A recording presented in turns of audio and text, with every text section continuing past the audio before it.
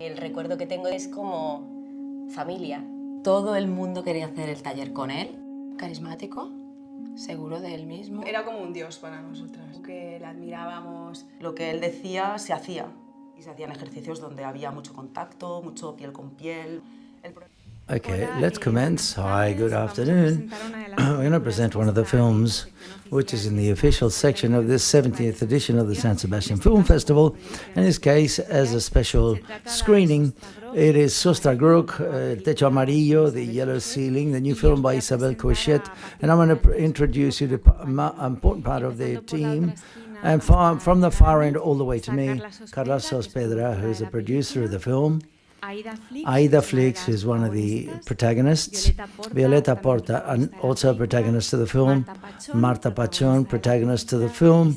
ISABEL, COIXET, director. GORETTI, NARCÍS, actress, all protagonists of the film. And MIRIAM, FUENTES, protagonist in the film. And SONIA, PALAU, also a protagonist in the film. As there's many of you, and it's a subject matter which we could talk a lot about, and let me open the floor to everyone. Otherwise, I will ask questions if need be. I don't know whether anyone wants to commence. Maria? Hi, good afternoon. And how are you? Thank you very much for having made this necessary documentary. I hope it's the first of many, because you've had a lot of strength to be able to do this, and I'd like you to tell us how you feel at this moment of the process. And Isabel, I'd like to ask you why does this story commence? Because you jump on board this ship of these very courageous women. Well, now I think we've managed to heal ourselves quite a lot. It's been very healing for us. And although it continues to be an emotional roller coaster, we don't know what today is going to be, how we're going to finish today. But the fact that of doing this process and being in the documentary helped us a lot. And the fact that being together and solidarity between us. Oh, everyone, all of us. Well, I feel very fortunate and quite impressed to have come this far, because the process that we've followed, with its ups and downs, at no time did we contemplate this scenario of being here today. And now I feel very happy of having transformed something painful and a struggle that, legally speaking, didn't go the way we wanted it, and to turn it into something which is as beautiful as what Isabel has done with us. I see myself here, and I think it's like I'm on Mars. But the driving force that's what's driven us, at least me, is for those that will come in the future. The women who have not dared to talk. And for those that have not dared to talk, as I was saying, because it's a very important subject matter, we've got to put a focus on it, and we're here, and whatever we have to do against the tide and the wind. Well, I think from the denunciation, the report from many years ago until now, the journey has been a long journey. There were moments, all types of moments, but we're here. And I think it's like being on Mars to be in front of you here today, but holding them by the hand, and also those of them, the ones that we've got in front of it, people in front of us, it's healing.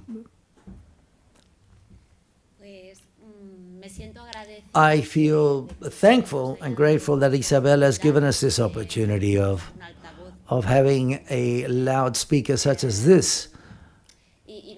And I think it's curious when you've asked us the question that you've said that this is the first documentary. I hope there are not many more documentaries like this, because that would truly be. And if we do so, and I hope that this message can arrive and can be conveyed, and slowly but surely we can change the discourse, social discourse, that promotes that we end up having events such as this, that slowly but surely the abusers or who perpetuate these types of events can feel less free to do so. I'm not too sure. I don't know. I'd like to tell you many things that I have in my head to understand the entire journey. I don't know how to explain this in short, but from the outset until now, well, I could say that personally, recognizing yourself as a victim,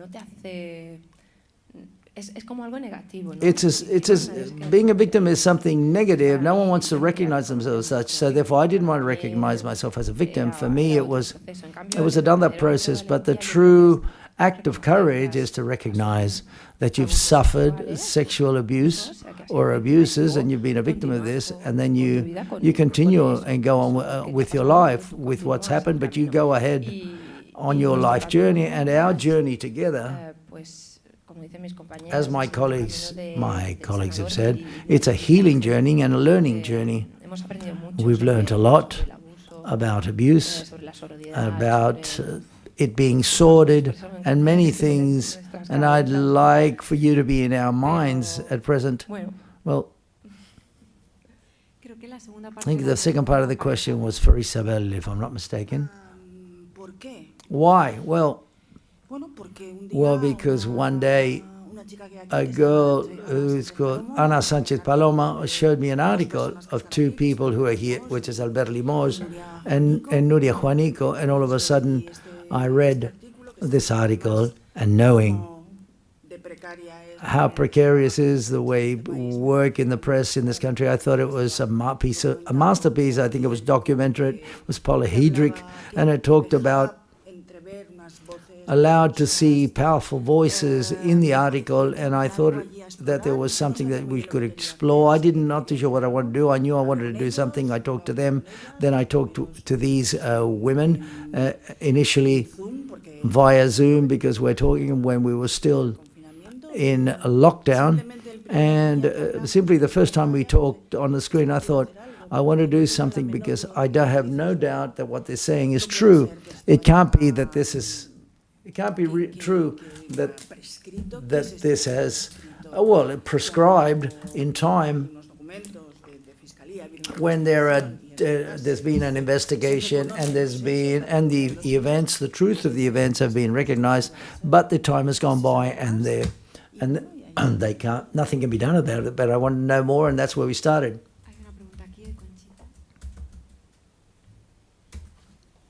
Conchita, there's a question here. I've got many questions for Isabel after watching the documentary as a woman. Apart from a director, as a woman, wasn't it difficult to keep calm, listening to their testimonies? And then I would like to ask you whether you imagine having in front of the camera this man in front of the camera, and how you imagine that moment, and then also ask you about the silences, because in contrast with raising your voice, which is what you're doing here today, the silences that are accomplices, I imagine they are very painful, knowing from where they come from. Yes. Someone asked me, what was the toughest moment? I said, not a tough moment. Well, let's see, I think that the people who have had toughest moments are these women, everyone in the crew and the cast, for example. What we wanted was, first of all, to listen to them and understood them. We understood them immediately. Tough moments, well, I remember the moment when they come back to the place, that a dark basement where they spent a great part of many things happened during their adolescence. That moment there was something floating in the air which was quite dark and very sad and very ugly. But careful, the documentary doesn't want to be, this isn't an act of faith. We're not the Inquisition, neither they are nor I am. We have made the documentary. I thought it was my obligation to try to make sure that he spoke. I think Albert and Nuria and Azwai tried quite often, more than what is said in the documentary, for him to speak. he denies everything, and he denies that what existed. So it was difficult to maintain a dialogue, but I thought it was my obligation to try. But silence that appears in the film is a silence which asks me, how many times have I changed looked the other way with things that have happened, and I've seen something and I act as if I wasn't there. I think that's even worse, and I would say, and I'm sure perhaps they've got another opinion, but perhaps what's been worse for them is that when they break silence, all of a sudden, well, it seems as if they've done something enormous, that they want to bring down this institution. But I insist that the people who defend this institution in the Lleida Theatre, for example, the institution, and these two people are not parallel things. That is to say, when they've tried to all of the things that they've done so that this man doesn't continue teaching, well, they've encountered, some of them are mentioned in the documentary, not all of them. I always insisted with Albert and Nuria, I said there's an economic plot in the background, because that's intriguing me, and a person who's done these things, and by the way, the DA says it's expired, but he says it's true. So therefore, the indemnification is a slap in the face to them. How can this be? And that no one really explains why. There's also a very strange subplot there, and I would have liked to have gone in depth into it, but there were walls that we had to. There are things that they can't be touched, that nobody wants to talk about, and at the end of the day the things that aren't said, it all bleeds out. But these things are very powerful and quite heavy, and they usually fuck things up quite a lot. So perhaps next year, instead of a sostre rock and the yellow ceiling, we'll say the yellow walls. But there's a great novel which is called The Paper Painted in Yellow, which talks about a woman with a post giving birth shock. Well, okay, something in yellow, we can do something with yellow. And what about the intermediate question that you asked, the possibility of having interviewed the guilty person? I don't know how to say that, put that in words, but that possibility, how do you think that meeting would have been like? I don't know. You've got to allow everyone to talk. The idea wasn't to judge anyone, just to see, what do you think? They say this, what do you say? I think it would have been interesting. I wouldn't say, don't say whether it had been good or bad, but there was no way to do so, and we didn't manage to achieve it. And there are contradictory information of where he is. The latest information we've got are the ones that appear in the documentary. But take care, maybe he's a person who's changed. No, he hasn't changed. It could be, who knows? People change. Well, I don't know. But I thought it would have been interesting, but if we enter into, he says, no, these things didn't happen, it would have been a difficult dialogue. But Albert and Nuria and I felt like asking him many things. Any other questions? Well, while anyone else wants to ask another question, I think the documentary, not only being simply a collection of testimonies which are very powerful, and I was talking before we came to the press conference, how important it was to listen to you, and the power that you give to your what you say, and how identified we feel to a greater or lesser extent. But in the documentary, we know that there's a director who has a long trajectory and career. I would like to ask you, Isabel, beyond these valuable testimonies, I think there's very interesting work of talking about how we grow as women as well, how we evolve, and it's very well played through archive material and of understanding these women as if it's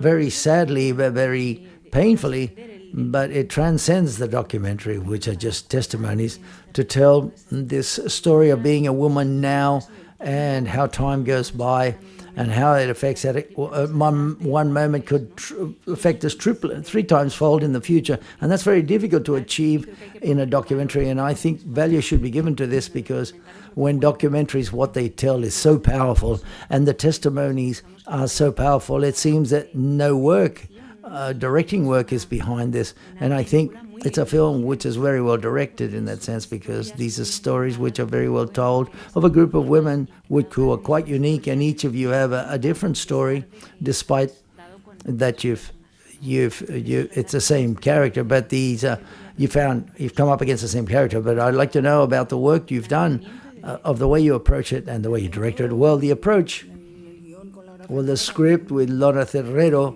we went over and over it, how to make it. We thought the story was powerful, but we thought we could lose it in many things, and there are many things that were quite clear to us. It was quite clear where we didn't want morbidity for what we're seeing in many places. There's a morbidity which is almost yellowish, that I don't think goes against the meaning of the documentary itself. And I think that I've been a vehicle, and I transmit the story or convey the story of these women.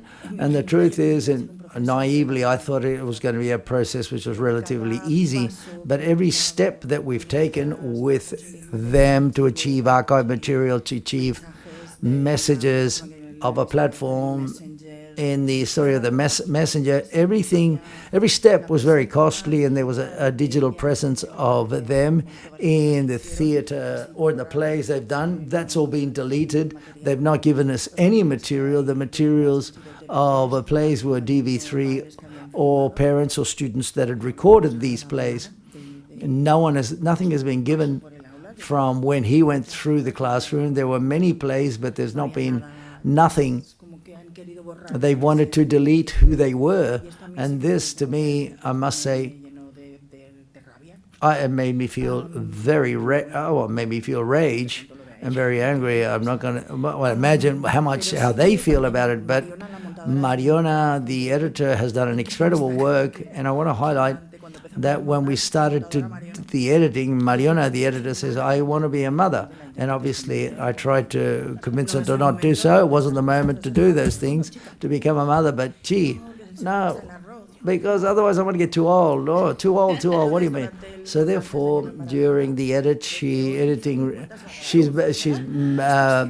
she got pregnant, and now she's about to give birth. And it was a long process, and we were in despair in many cases, because how to respect the personality of each and every one of these women, not for them to be the protagonists or the victims. No, it's not a homogeneous block. Each have got their own life, or each have had to confront everything in a different way. Everyone, each of them have reacted differently. They talk from very many different points of view, and respecting that, and that the spectator not get lost, was complicated with all of the political issues behind it. And therefore we found those things which are pieces of gold, for example, nuggets of gold, when there's a person who's saying, well, this is what happened, and all of a sudden the subject in question says, no, the theatre is a marvelous way of the children, for no bullying and for them to open up. That institutional hypocrisy is brutal, and the contrast is quite clear.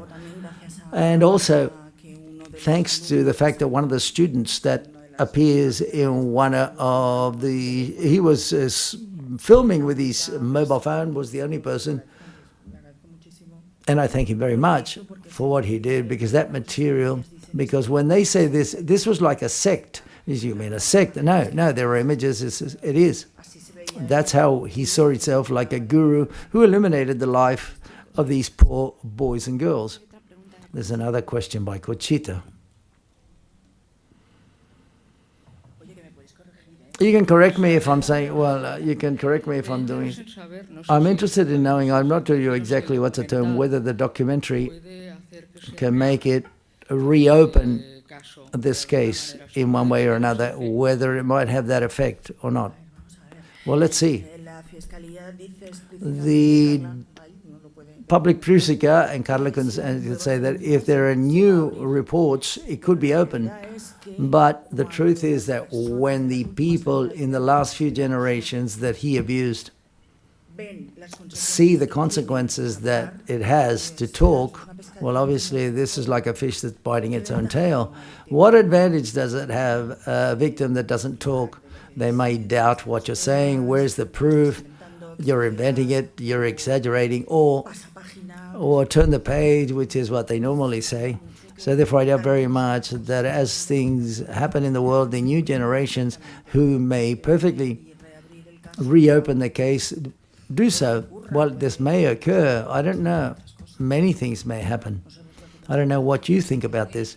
It's very difficult, the fact, to denunciate. We didn't want to denounce it. When we were asked to do this, the ex-mayor of AÍDA took it to the public prosecutor to investigate, and we were asked to come along as witnesses, and we had a very difficult time. I said, I've got to go there, but my name's going to come out, they're going to know who I am, and it's a very tough step to take when you're in the police station. It's a tough step that you have to take, but we saw it difficult but not impossible that the case will be reopened. We hope it does, but for that to occur, we all have to change our chip when we talk about abuse and when we talk about victims. Just like ISABEL did it in a very beautiful way, not yellowish, not sensationalist at all, and now, excuse me, but the responsibility also belongs to the media of not showing that image of the victims of crime, because no one wants to identify with crying victims. We didn't want to identify ourselves, and in fact we talked for the first time with Alberto and Nuria, and we made the article, we wrote the article because we felt completely comfortable with them. We felt safe, and we gave them trust to talk about what would happen. This hadn't happened before. We didn't feel comfortable with anyone, and with them we did for the first time. And that's where that article was written, and I think it speaks very well of what happened to us. Just like my colleagues say, that there's a void here. If you've got to report this, there's a void. Where do we go? Well, there's 9 of us, but if you're on your own, where do I go? Who do I talk to? Sometimes you explain what happened to someone and they look at you very strangely, like weird, like there's a community that's got to be very aware that of what abuse means, and that the abuser said, no, I'm an abuser, I'm going to abuse you. But he's a person that introduces himself with differently. And as we say, sometimes through seduction or romanticism. He's a person of trust and so on. And all of this, the public administrations, it's a community that has to be very present there. The Vicky Bernadette Foundation said we wanted to make a campaign against sexual abuse in our city because the city council didn't think so, to do so. How do you want to be repaired? And we made a list of things, and one of the things in the list was a campaign against sexual abuse. And they advised the Vicky Bernadette Foundation, and the Vicky Bernadette Foundation says we need an entire community to protect a boy, a girl, or an adolescent. And we're the community. Yes, because apart from this, I imagine now it seems that we're here and very courageous and in front of you. But no, not at all. This isn't reality. Reality is that we've gone through a process. We've gone through, first of all, for the moment of the article, which we didn't want even our names to appear, because we've got our own lives now. This isn't our life, this trauma. It's something that happened in our life. And yes, you want to fight. Yes, it has marked you and affected you. But you don't want this to be labeled #victim of such and such. So therefore, when the article came out, it was very difficult for our names to be included in the article. Then, when it was denounced, so this has been a process. So therefore, when ISABEL comes along, we're not here because we wanted our faces to appear and we thought that's great. No, we're here because we saw her and she confided in us, and we thought, well, if we dared to do it, we've taken small steps of being dared to do it, bold enough from the fear, from the doubt, and supporting and backing each other. And this word solidarity is all the words. When you say it quite a lot, solidarity and resilience and so on, it seems that it loses its meaning. No. The process is what I want to be with. We've supported each other, each of us.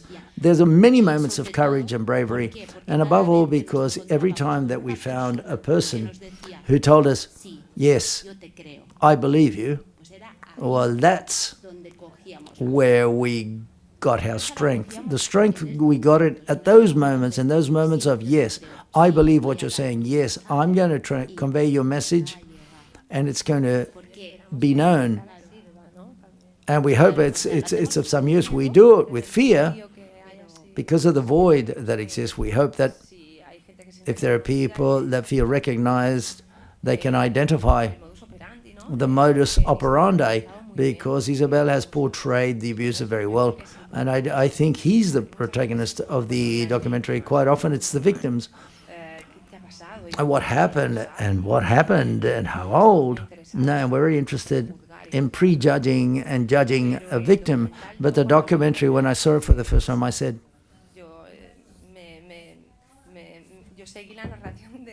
I follow the narration of the protagonist, and someone has to identify those people that have got that way of acting. We always repeat, as Isabel is, they're not very original, the predators. She always repeats it, the same way of doing things. She's known how to put the focus where we wanted it to be focused. We wanted the focus on him, not on us, not on the victims, as always. No, well, let's change the story. Let's focus on the person who really should feel guilty, the person who has got to feel shame, not always the victims. And possibly if it was like that, it'd be easier to report and denunciate and denounce and take the steps if we put the focus on another part that wasn't the victims or the survivors. Because at that moment, I wasn't there then, but I dare say that when my colleagues have talked about with the school in question, they were questioned themselves. They didn't tell them, they didn't receive any support. They said, well, come and talk to the cloister, the teachers, and explain what's happened, because they don't understand it. The teachers don't understand this. They want to understand what happened. And they accepted the proposal of going to justify something of this nature, but there aren't any tools. People aren't trained to accompany you, so therefore I think it was, there's a void there. That's why the word void comes in. There's a vacuum, shall we say. There's an association that defended us until we found the names with Lara's article. There's an association, it's called Don Reis Sena, who defended us for the time where we didn't have the strength to do so. And that gave us a lot of strength over this time. If we wouldn't have had that support, we wouldn't be here right now.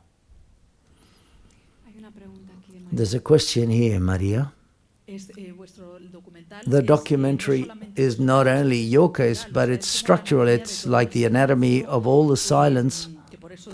And that's why I was saying it's got to be the first. And that's something that surprised me. Perhaps that's the way I perceived it. So that the boys mimetically followed the steps of Antonio Gomez. And they didn't want to participate. You didn't want them to participate because there was a behavior. And the interesting here is that it makes systematic. Not only, look, it's not Antonio, it's the system itself. So the story of men, those young boys who seem that are also doing things like these, are they apprentices of Antonio? Well, there have been, some of these boys have been reported who've been students, because we've got to understand child abuse not as an isolated fact or event, but as a a culture of what's going on, for example, at a delicate moment, for example, when you're a teenager or an adolescent. From our point of view, from a female point of view, that our value shows and how beautiful we are and what we access to the desire, how we give, accede or to him and his followers. And then the boys thought that was allowed. The way of relating to us was the correct way. It was that way. And I don't know what other about the story you want to add. We invite one of the boys who they describe at a given moment, who filmed the girls in the shower naked, and then he showed it to Antonio and Ruben. He didn't want to, for many different reasons. He didn't want to participate. Other boys and other people who initially were going to say yes, and they were indignant, or even teachers who left the theatre school, but they saw things that they didn't agree with. Then one of the things which reminded me of that sentence by Orson Welles, that they said the American left betrayed in the witch hunt to save their swimming pools. So therefore, one of the people, specifically one a teacher who had left this theatre school because he was seeing things that he didn't agree with, and all of a sudden, when I called him, he said, "We would like you to talk." Yes, yes, of course. He asked me, "Well, are there teachers from the theatre school?" No, because now I've got a seminar with them. I don't want them to take away that seminar for me. So therefore,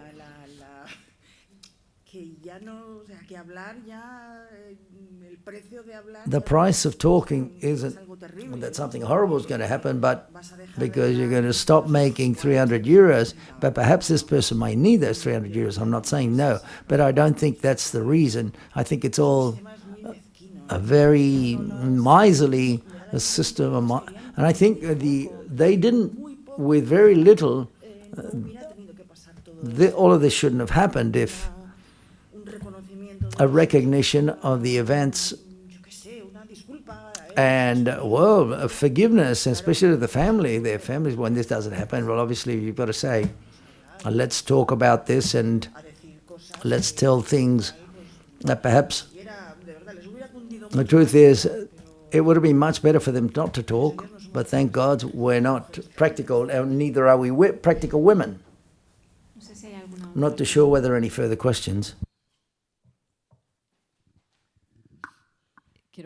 I want to ask Isabel, the documentary is going to be broadcast by Televisión Española and TV3, and I would like to know whether it's been complex, difficult, or easy for it to be accepted. You come along with this documentary.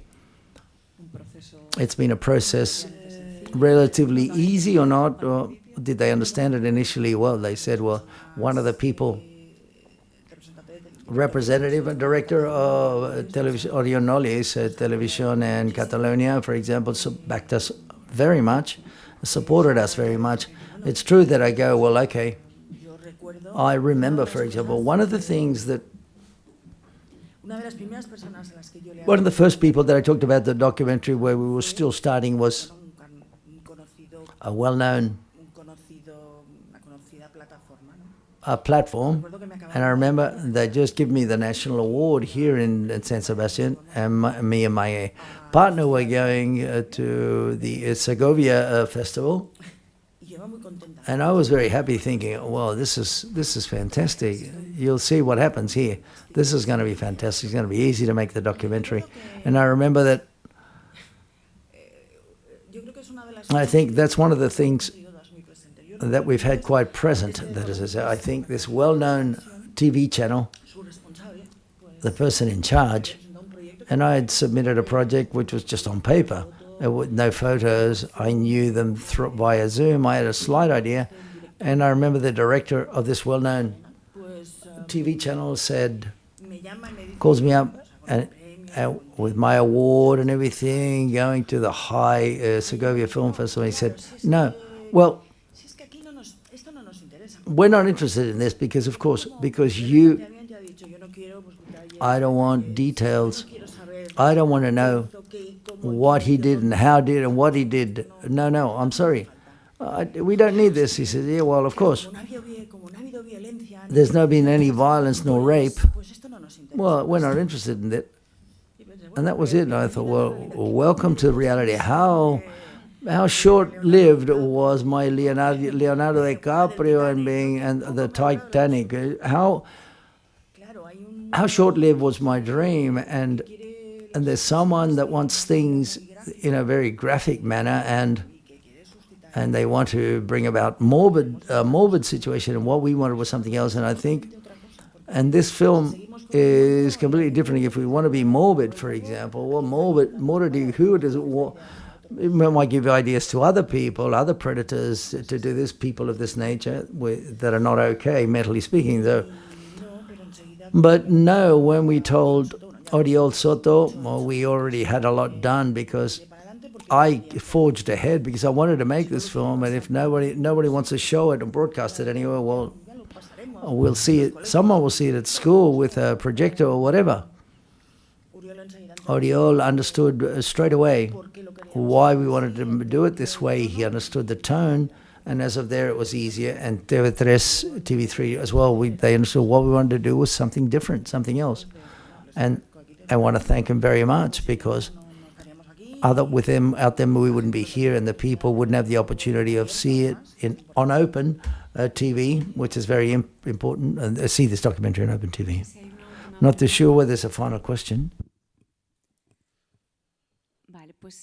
Okay, if there are no further questions, I want to thank the crew of Sostre Groc, those that are here on the panel, as well as all of you who are in front in the row. Congratulations. Thank you very much, in this case, above all, for your work and for your testimonies, undoubtedly.